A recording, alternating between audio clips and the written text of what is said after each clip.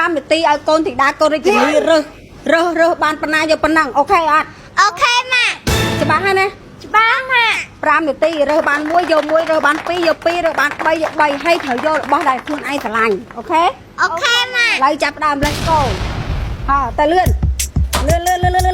ចាំទីឡើយលឿនទៅមើលមិនមើលកូនទៅរើសបបអើយចាំទីហើយទៅចាំទី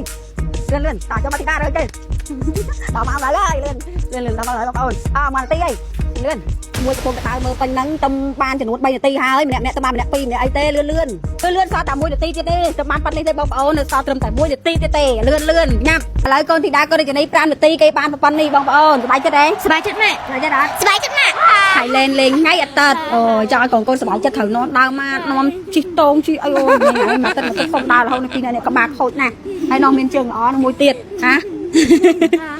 ចឹងបងប្អូនគិតលុយតាដាក់សាប៊ូកាក់សក់យូវែលបងប្អូនណានេះសក់ខាងកក់ប្រហែលជា7ថ្ងៃហើយស្អែកកក់ឲ្យបងប្អូនដឹងហើយថាខ្ញុំលេងព្រោះសក់ធ្វើមកសក់ច្រើនខ្លាំងមែនតើបើសិនជាអត់មានហើយសាប៊ូកាក់សក់ដែលល្អទៅសក់ច្បាស់ជាជ្រុះច្បាស់ជាទឹកខ្លាំងមែនតើចាំបងប្អូនឲ្យជ្រុះសក់ឆេះសក់លេងព្រោះសក់ច្រើនខ្ញុំរីកខមមិនឲ្យបងប្អូនជាមួយនឹងយូវែលបងប្អូនយូវែលបងប្អូនណាមានទាំង version មុននិង version ឥឡូវទៀត version 1បងប្អូនណាបងប្អូនដែលកក់ត្រូវដោយបន្តការកក់ដដែលអ្នកដែលចង់បាន version 2នេះគឺចំពោះច្រើនសម្រាប់ខ្ញុំកក់ version 2នេះស្អាតវាចំពោះច្រើនជាងបងប្អូនជាងសាឡនណាអាចទិញយកទៅដាក់នៅខាងសាឡនបានស្អាតចំពោះច្រើនក្លិនក្រអូបចឹងបងប្អូនសាប៊ូយូវែលបងប្អូនអាចរកទិញតាមទីផ្សារបានបងប្អូនដឹងហើយថាផ្ទុះខ្លាំងមែនតើផ្ទុះរាប់ឆ្នាំហើយផ្ទុះស្អាតផ្ទុះសាគុណភាពបង